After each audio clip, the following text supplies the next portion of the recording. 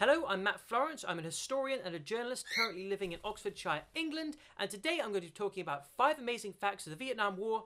Let's go. Now, number 1, my favourite, the Nixon tapes.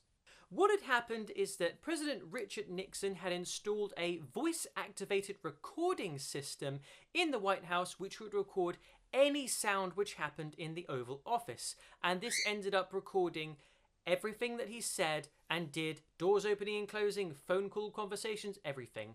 And so when these tapes were made public after an inquiry into his behaviour in the White House, the public was able to see some very interesting conversations and opinions that Richard Nixon held, leading to video titles like this, and this, and this.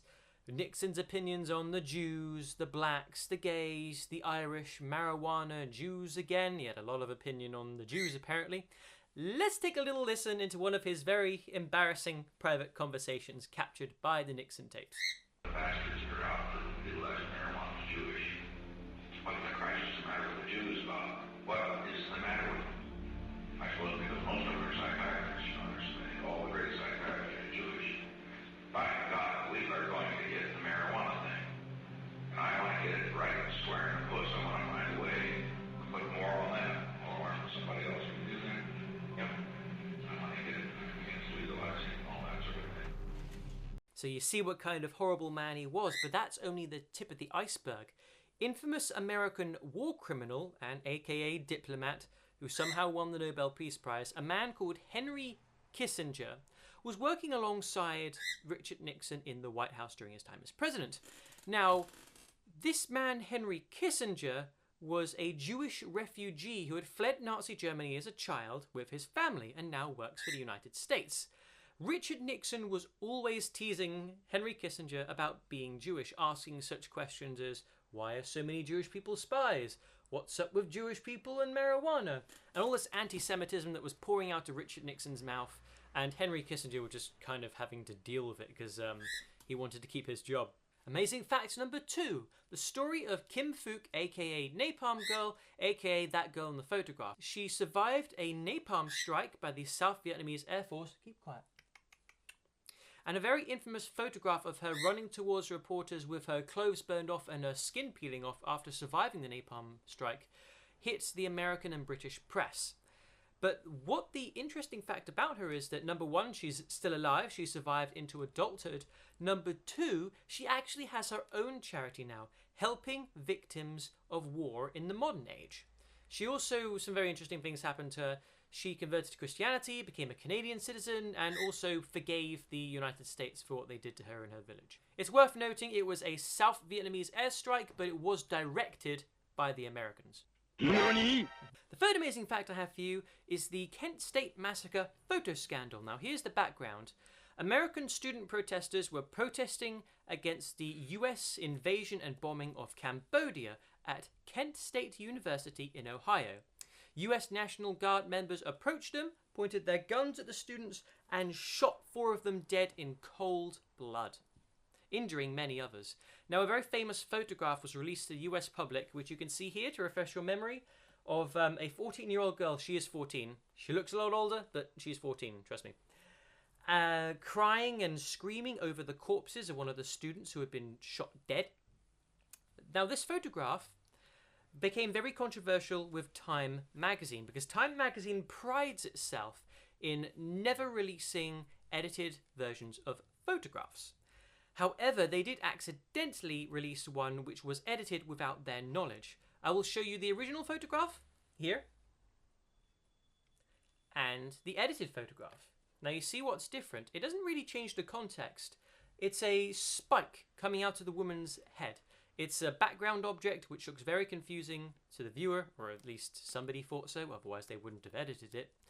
Now you may think, oh, it doesn't really change the context of the photo that much. It's not really worth the controversy, but it was very controversial of Time, who put out a statement saying that they didn't know and they're very sorry after some very eagle-eyed viewers spotted that it wasn't the original. Fact number 4, McNamara's mental breakdown. Now, for those of you who don't know, Robert McNamara was the US Secretary of Defense during the Vietnam War, or the beginning part of the Vietnam War, under President Lyndon Baines Johnson. Now, McNamara was one of the strongest supporters of the war, and he was one of the people who was trying to convince LBJ to push forward into Vietnam harder, faster, more bombing, more troops. But then, a couple or 3 years into the war, he got cold feet. He started to have second thoughts about the war.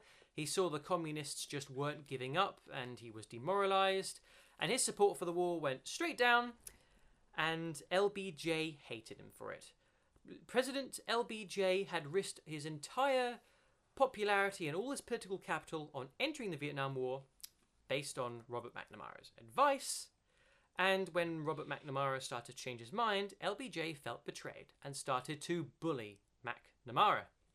Don't feel sorry for McNamara. He's a war criminal. He's an evil man.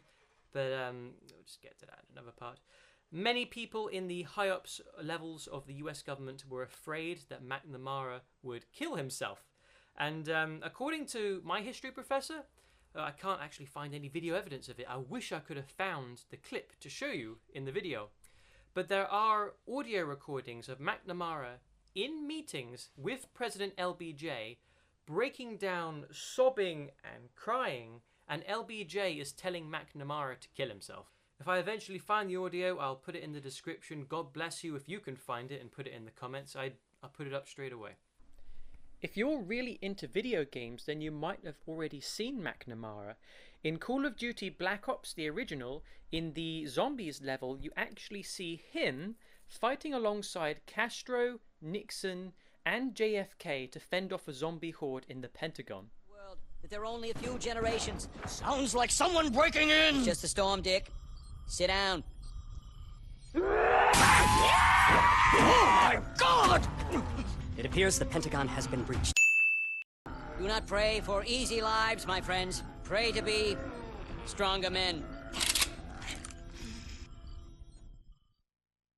And the fifth amazing fact about the Vietnam War I have for you: Ho Chi Minh and his love and connections to the United States. Now, Ho Chi Minh was the man who raised up the Viet Minh, the communist resistance in Vietnam. They fought against the Japanese, and then they fought and won against the French, claiming independence for Vietnam, a national hero to Vietnamese people. Ho Chi Minh, however, spent a lot of his youth travelling around the world. He visited London, he lived in Paris for a while, selling Chinese antiques, which weren't really Chinese, and he also spent time living in the United States. And then in the 1920s, he lived in the Soviet Union, spoke Russian, and became a fully fledged communist. But when he lived in the United States, he was very awe-inspired at the American political system.